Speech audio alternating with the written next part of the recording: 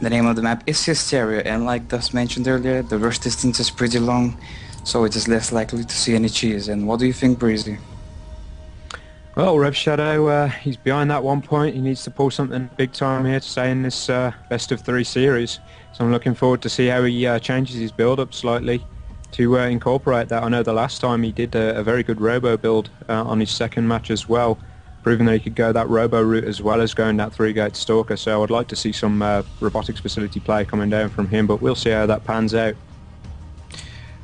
That's right, man. I mean, Hysteria, we've seen so many epic games on this map from what we've seen in round 16. I have to say, this is going to be, this should be an amazing game. I mean, you know, last game, Rev Shadow made the mistake of going on an aggressive build with the free gateway, pure stalker build, blink stalker, and it didn't turn out for him that well. And hopefully this time he can incorporate his build a bit more and decide to go a different way. Definitely. What I would have liked to have seen from Rev Shadow is utilising the Blink Stalker's mobility a little more, as really it just pushed up into that natural expansion and just took on those bunkers headstrong, whereas he could have just blinked straight past them and try and fight on a more equal grounds. But we do see Rev Shadow's probe now moving into Maker's base, looking around, doesn't see any gas down for the time being, only the 1 barracks in production. Just getting some good knowledge down. He's going to take that probe back out of the base for the time being and save the life of that scout. That's right, and again both players just going for their standard build. We see the Sabermetric score was just thrown down by Rev Shadow a couple of seconds ago, and the refinery is coming up for Maker, so again both players standard openings. We see Rev Shadow hiding their probe once again, being sneaky, hiding that probe behind the natural expansion of Maker, so it will be interesting to see what that probe could do. Yeah, can use that to great effect later on to see what kind of a build Maker is going. For the moment, Maker has just put his refinery down. He's going to start mining gas from that momentarily. He does have the 1 Marine coming out of the barracks 2 ready at his ramp to defend that scout coming back in for any further pushes. And he's just laying a command centre down, sticking with the build that he went for last time by the looks of things, but going for a slightly earlier command centre. So that will be paying off for him very shortly. That's right, and again, like, you know, Maker going for that early expansion, it means that he feels comfortable with that build. As we saw previous game, I was pretty impressed that Maker was able to defend that early aggression by Protoss with those bunkers. So very nice play by Maker, so he feels quite comfortable with the early expansions. Again, throwing down 2 more racks. So again, with the 3 racks expansion, same tactics like last time. And if we look at Rev Shadow right now, he's placing a Stargate, dude. So we do see an incorporated build by Rev Shadow. He's going for the Stargate. What a bold decision there. Yeah, that's quite a long map distance to get with. If he's going to go for a Void Ray, it's going to take him quite a while to get there. We do see that he has straight away rallied that Stargate right to the base of Maker, so he's looking to waste no time at all getting the units there. He has moved a Stalker up to the middle of the map as well, towards Maker's side of that Zelnaga watchtower, just to get some vision up there and get some map presence down straight away. That's right, and we see Maker now. His command center is complete, so we could see it landing in the expansion area very, very soon. As we see that scouting probe from Rev Shadow will get taken out by 5 Marines, and you know, the command center first will be morphed into an orbital command and then landed, so that he can pump out mules faster. And if we look at Rev Shadow's base, the Void Rays are on their way, being chrono boosted out from that Stargate, and I'm very interested to see how this Void Ray play will affect Maker, because this is a very different build compared to last game. Yeah, incredibly different build this time around. We don't see any Blink Stalker play at all this time incorporated. We do have the 3 Warp Gates in play now for Rev Shadow, just morphing them over to Warp Gates as I speak. That Void Ray has changed its rally position into the base for the time being for Rev Shadow. I don't think he felt comfortable pushing out with that Marine count that he saw maybe. We do see another pylon coming down for him as well. That's right, I think you're right that Rev Shadow didn't feel very comfortable there, because Marines are pretty fast and Void Rays are not the fastest units out there, definitely. And he wants to keep that 1 Void Ray alive for the time being. He'll pump out some more right now, and if you look at Maker's base, he is making that bunker again. He's securing his expansion in a very nice way.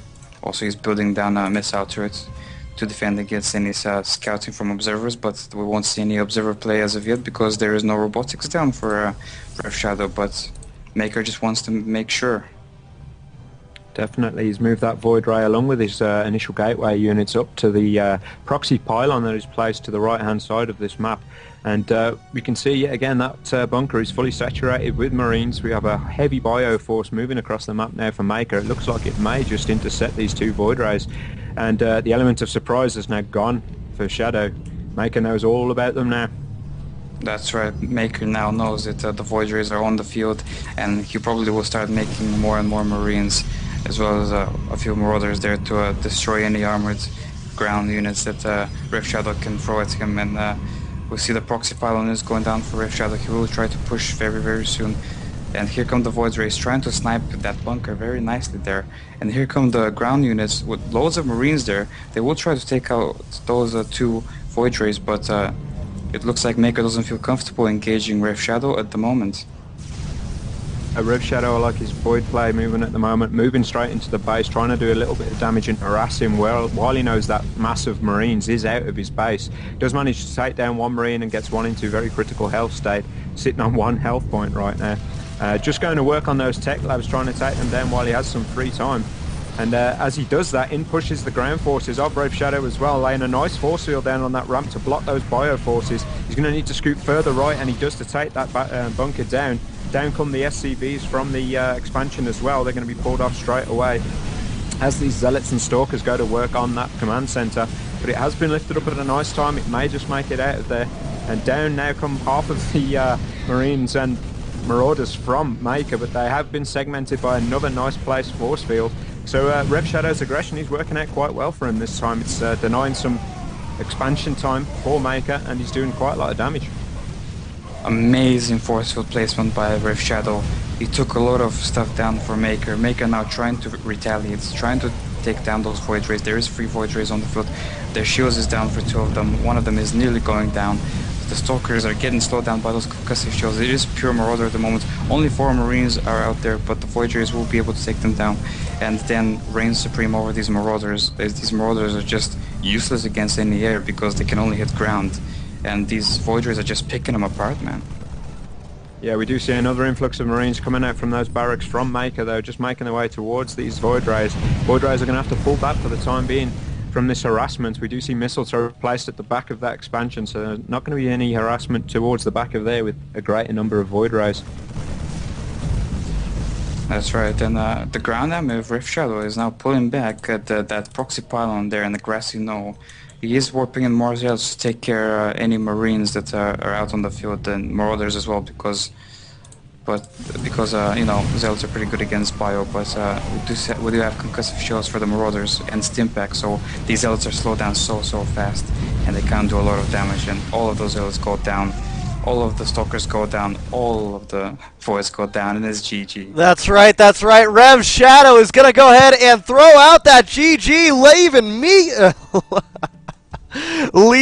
Maker to be the winner. He's going to sweep Rev Shadow down 2-0. Fantastic play there from Maker, being able to defend, being able to pull back and pick. He picked his battles wisely, which was very nice to see. Always good to see players do that type of thing. What do you guys think about that? I'd like to see Rev Shadow's aggression. You know, he's a very aggressive player, but I think that it works to his detriment most of the time. It seems that he doesn't get that nexus down, and as his forces start dwindling, he just loses in the economy game. Yeah, I think Maker is a pretty good player when it comes to defending his early expansion. He did a great job the first game, did a great job the second game, and at the end, Rev Shadow just couldn't keep up with the economy, and his army got completely destroyed both times, both games. Yeah, definitely, man. And so congratulations to Maker for making it for making it to the semifinals. We're gonna go ahead and get into our next game. It's gonna be Rooted to Row against Call Rise, and it's gonna be a very interesting series. The first map will be Ithaca. Very, very interesting map indeed. Let's go ahead and let you guys read about that map while we get loaded up and ready to go here. And yes, I think Kerrigan is sexy. If you guys really must know. I do. But anyways, here we go. We're getting right into this next one. Now, looking at this map, a very interesting map, to say the least. It has destructible watchtowers. That means the Xel'Naga watchtowers are destructible. You can break them down. They have 500 shields and 1,000 health with 2 armor. So they do take a little bit to take down. But it's either expand to the high yield and destroy that Xel'Naga to do a full expansion, or just hold that, or have a farther back expansion.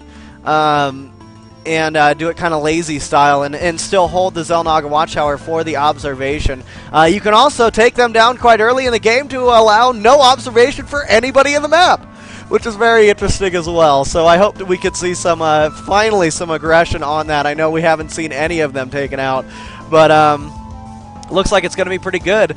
Fire Silver, are you ready to go, man? Hell yeah. Hell yeah! That's what I like to hear. That's what I like to hear. Let's go ahead and get right into this one in 5, 4, 3, 2, 1.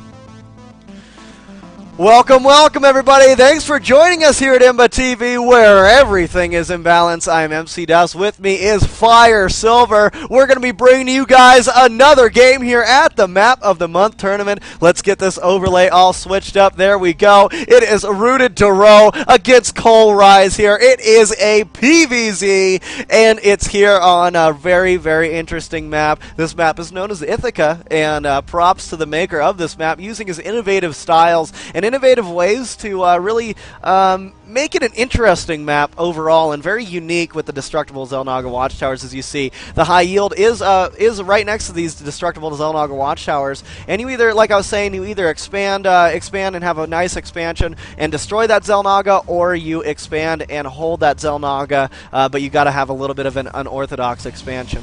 So anyways, let's go ahead and introduce these players. Rooted to Row down here in the bottom left-hand corner. As the purple Protoss over here in the bottom right-hand corner, we've got Coal Rise as the green Zerg. And you know what? Duro has already found his opponent there, Fire Silver. Yeah, definitely good, especially with that pylon down at the natural expansion. We could very well see a fast expansion here by Dudoro, possibly with a Forge here. He is moving that probe down right now, but definitely lucky to see that first time. But Rise is actually going to go and scout the other position up at the north, and will not be able to see that. However, Dudoro is still just hanging about with this probe, checking about for any sort of overlords here.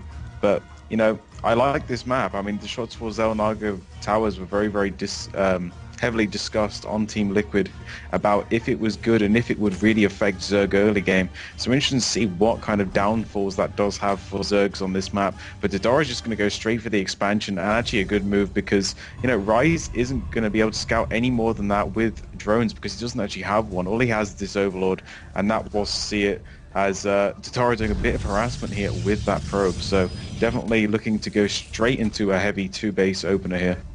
Yeah, that's what it looks like, and I really like that. I really like DeRoe's play. He's a very powerful North American player, and very well known in the North American tourney market, as we do see this Forge down and the Gateway, as well as that expansion, as you were stating before. So, this 2-base play could be very awesome. We'll have to see what Rise has up his sleeve in order to try to shut down this 2-base Protoss play. He does have 4 Lings out now. Will he be going for that 20 expand, or will he just be going in for some type of early aggression, Fire Silver? That's what's in my mind right now.